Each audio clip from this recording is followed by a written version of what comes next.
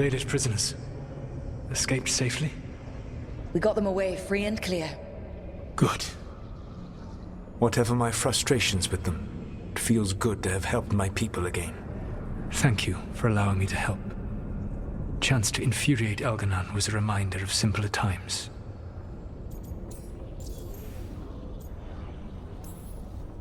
You said you found the Dalish frustrating. Why is that? It is unfair to them. I lived for thousands of years, and after I imprisoned the Evanuris, I slept for thousands more. I awoke in a world that had forgotten the ancient times almost entirely. And those who tried to remember Elven history, like the Dalish, had gotten so much wrong. I suspect them calling Elganon and Gillenane and all the rest gods didn't go over well with you. Indeed. To see that the history the Dalish worked so hard to preserve was the propaganda of tyrants was vexing. I tried to explain the truth to one clan. When I convinced them that I was truly Fen'Harel, they attacked me. After that, I hid my explanations behind the facade of having witnessed events in the Fade. And the Fade is the realm of dreams. Hard to present that as evidence. Yes. The Dalish had no reason to believe me. I could only watch as they continued to worship Elganon, though we may have seen the last of that tradition, at least.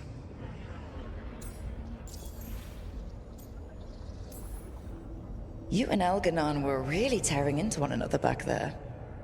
I needed to goad him to anger in order to distract him. But yes, while all of the Evanuris were monsters in their own ways, Elganon was the worst. Or perhaps it is more honest to say that his were the faults I've found most objectionable. You have met him now, heard his voice hammering at the doors of your mind, and you have met me. Can you see how he and I might frustrate one another?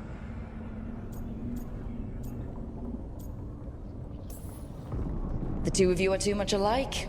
Both of you want to be in charge. I have no desire to be in charge. No. You just want to be able to correct anyone who's not doing everything the way you'd have done it. I see you have been observing me as well during these conversations. All right. I can see how you and Elganon would hate each other. He has always been what I most feared becoming. Callous and uncaring, his arrogance unchecked. To have that much power and no one to remind him that he could be wrong. Well, he had you.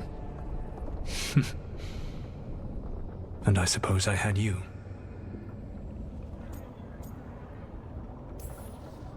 Last time I got his attention, he got angry enough to come after us with the blighted dragons.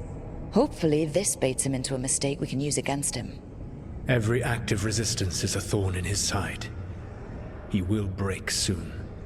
When we first met, I saw you only as a foolishly confident child who disrupted my plans. You were an irritant. I gave you information to oppose Elganon out of necessity, but I expected you to be nothing more than a tool. Seeing you with your team, I was wrong.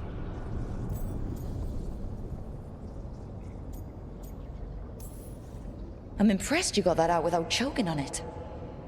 If I could not admit when I was wrong, I would be no better than Elganon.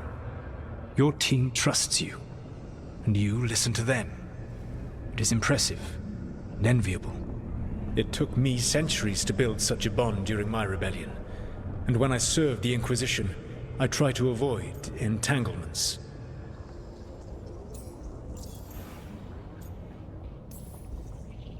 Except for Inquisitor Llewellyn. I said that I resolved to do so, not that I succeeded.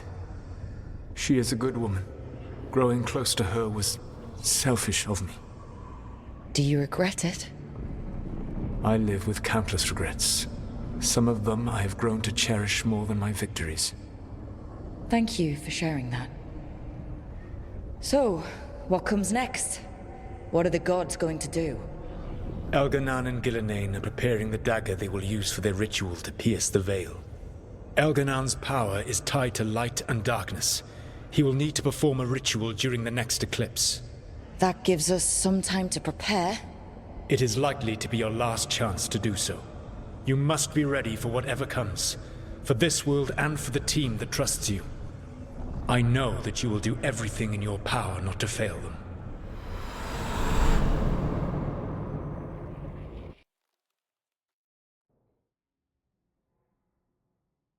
So now Algernon's recovered his own archdemon, and the gods only need an eclipse to complete their dagger.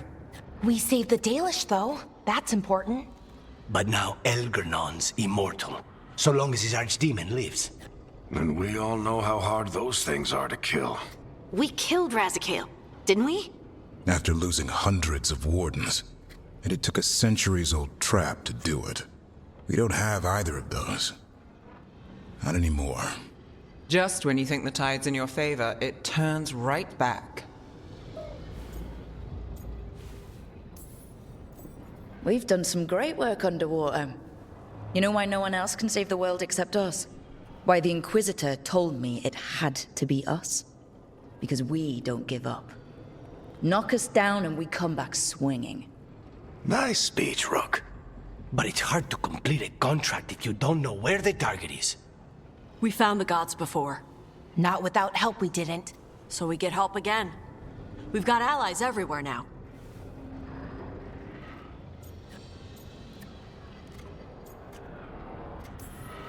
I can think of a few options, but I'm open to suggestions. Wardens have run dry. Nothing new is moving in the deep roads. And the Veil Jumpers couldn't find any trace of Elgernon or his archdemon. The crows may have something. The Antam are moving large quantities of supplies out of the city. Weapons, armor, gatlock. And several storehouses worth of food, what little we had left. It's enough to feed the Antam Navy for 3 months. Or all of Treviso for 6 weeks. Given the timing, it seems unlikely to be a coincidence. Wherever those supplies are headed, that's likely where we'll find the gods. Any more details from the crows, Lucanus? They said the Antam have long work ahead. We have time. Also, Biago would like a meeting. At your earliest convenience. From him, that means important, but not yet urgent. Did Viago tell you how much time we have? Days to weeks. Nothing more precise. Well, that's our best lead so far. Track those supplies, and we should find the gods. That said, the Venatori aren't up to anything good in Minrathous. Not to complicate things, but the Inquisitor also wants to meet Rook. Right. With everything she's been doing in the south, we owe her an update. I'll let her know. Despite the odds, we've survived. We've made a habit of it. Take some time. Rest. Be ready to go. Next time the gods appear, let's make sure it's the last.